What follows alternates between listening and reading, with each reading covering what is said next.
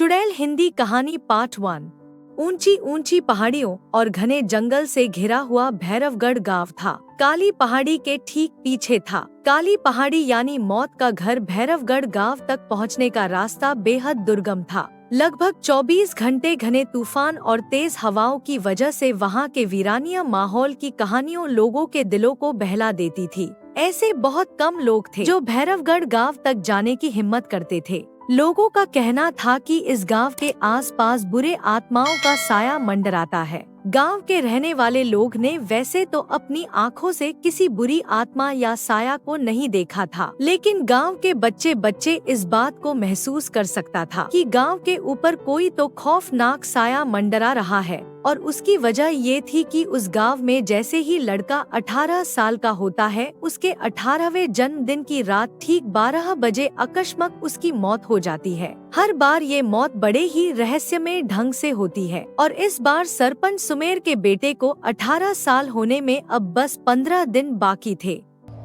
अजी सुनते हैं, हमारा बेटा भी कुछ दिन बाद 18 साल का हो जाएगा। कहीं वो डायन उसे भी खा गई तो? कैसी बातें कर रही हो? जब वो इस गांव में ही नहीं है तो कोई भी डायन या बुरा साया उसका कैसे कुछ बिगाड़ सकता है? उसे कुछ नहीं होगा।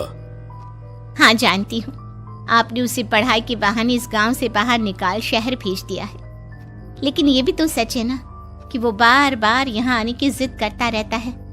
वो चाहे कितनी भी जिद कर ले जानकी, पर मैं उसे इस गांव में कभी वापस नहीं आने दूंगा। मैं नहीं चाहता कि गांव के दूसरे लड़कों की तरह मेरे बेटे की भी अजीबोगरीब ढंग से मौत हो जाए। कभी कभी तो लगता है कि हम सब गांव वालों को हिम्मत करके अपने गांव को इस बुरी आत्मा से छुड़वा लेना चाहिए। लेकिन कौन जानता है आखिर वो खतरनाक साया किसका है? वो काली आत्मा कौन है जो रातों रात हमारे गांव के लड़कों को निगल जाती है? सुमेर और जानकी जब ये सारी बात कर रहे थे तब रात के लगभग 10 बज चुके थे और हर रात की तरह भैरवगढ़ गांव एक भयानक काले तूफान की आगोश में था। बाहर चल रही तेज हवाएं और बारिश के बीच कभी कभी ऐसा लगता जैसे कोई बुरी तरह से चीख रहा है। किसी की तड़पने और चीखने की आवाजें गांव के कानों में बार बार टकराती है, पर वहाँ रहने वाले किसी औरत या आदमी के अंदर इतना साहस नहीं था कि वो अपने घर से बाहर कदम रखे उन आवाजों तक पहुँच सके। सो जाओ जानकी और घर के खिड़की दरवाजे कसकर बंद कर दो।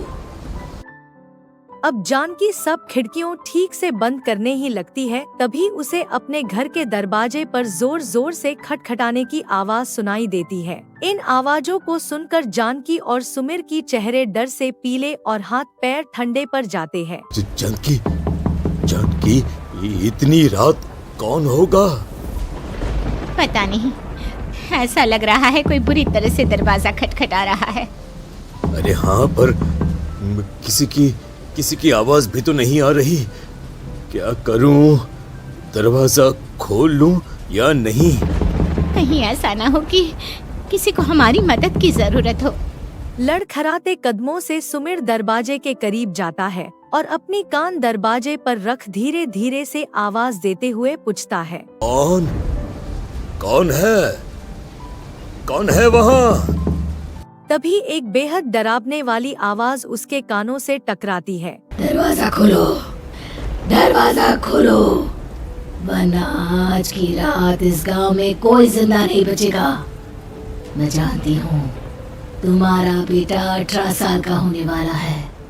अगर उसकी जान की जरा भी परवाह है तो दरवाजा खोल दो। इस आवाज को सुनते ही सुमेर पीछे की ओर हट जाता है और जानकी को पूरी बात बताता है।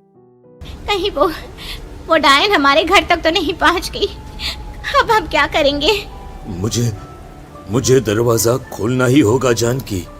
मेरे पास अब कोई रास्ता नहीं है। इतना कहकर सुमेर डर से अपनी दोनों आंख कसकर बंद करता है और कांपते हाथों के साथ झटके से दरवाजा खोल देता है। तभी किसी की जोर से हंसने की आवाज सुमेर और जानकी को सुनाई देती है। इस आवाज को सुन दरवाजे की तरफ देखते हैं। सामने अपने बेटे राहुल को खड़ा देख तंग रह जाते हैं। राहुल के हाथ उसका मोबाइल रहता है जिससे वो आवाज बज रही थी। ये क्या मजाक है?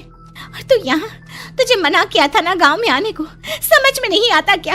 18 साल का होने वाला है तू।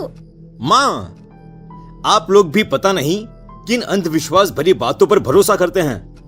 क्या क्या मैं अपने घर नहीं आ सकता? आप लोगों से नहीं मिल सकता?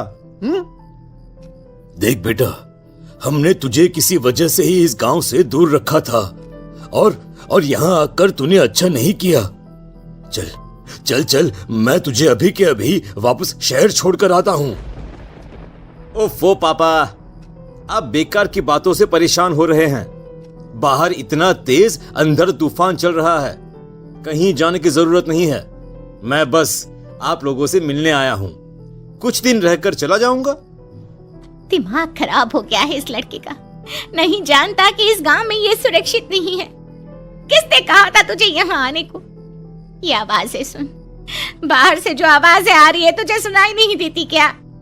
अरे माँ, जब जोर से तूफान चलता है, तेज हवाएं चलती हैं, तो इसी तरह की आवाजें आती हैं। ये बहुत नॉर्मल है माँ। नॉर्मल होगी तेरे लिए बेटा। 4 दिन शहर में पढ़कर आया है तो अपने माँ बाप की बात नहीं मान सकता। माँ, मुझे अभी बहुत जोरों से भूख लगी है, पहले कुछ खिला दो, और रात भी बहुत हो गई है। हम इस बारे में कल बात करते हैं, ठीक है? राहुल के वापस आ जाने से जानकी और सुमिर की आंखों की नींद उड़ गई थी। खाना खाने के बाद राहुल तो अपने बिस्तर पर जाकर सो गया, लेकिन जानकी और सुमिर पूरी रात उसकी कमरे के बाहर पहरेदारी करते रहे। उन्हें पल पल इसी बात का डर था कि कहीं उनके बेटे को कुछ हो न जाए। पापा, आप अभी तक यहीं बैठे हैं? क्या पूरी रात सोए नहीं?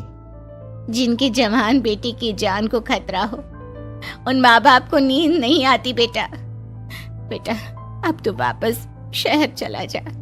देखो माँ, मैं किसी जरूरी काम से इस गांव में आया हूँ, और वो काम पूरा होने के बाद मैं खुद यहाँ से चला जाऊंगा। काम? गांव में तेरा क्या काम है?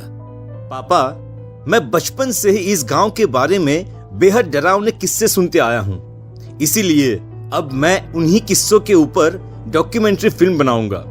रिसर्च करना चाहता हूँ कि आखिर सच्चाई है क्या।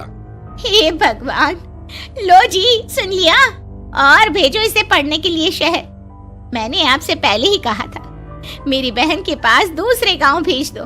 ना ये शहर जाता और ना उल जुलूल की बात इसके दिमाग में आती। जानकी और सुमिर राहुल को समझाने की बहुत कोशिश करते हैं, पर वो किसी की बात नहीं सुनता और वो अपना कैमरा लेकर गांव के पास वाली काली पहाड़ी की तरफ निकल जाता है। अब राहुल जैसे ही काली पहाड़ी पर पहुंचता है, उसकी नजर पहाड़ी के ठीक बीचों बीच बनी पुरानी झोपड़ी पर पड़ती है। यहाँ भी कोई रहता है क्या? ये इंटरेस्टिंग होगा। राहुल का आवाज पहाड़ों से टकराकर उसकी कानों में सुनाई दे रही थी। उसने चारों तरफ का नजारा देखकर वहां की तस्वीरें अपने कैमरे में उतारना शुरू कर दिया। तभी अचानक राहुल ने अपने कैमरे में खींची हुई तस्वीरें को जूम करके देखा और उसमें जो नजर आया वो देखकर राहुल की होश उड़ गई। क्या सचमुच उस गांव के ऊपर बुरी आत्मा का साया था? क्या राहुल की जान बच पाएगी? क्या देखा था राहुल ने उस फोटो में जिसे देखकर वह तंग रह गया? इन सवालों के जवाब जानने के लिए देखिए इस कहानी का अगला भाग।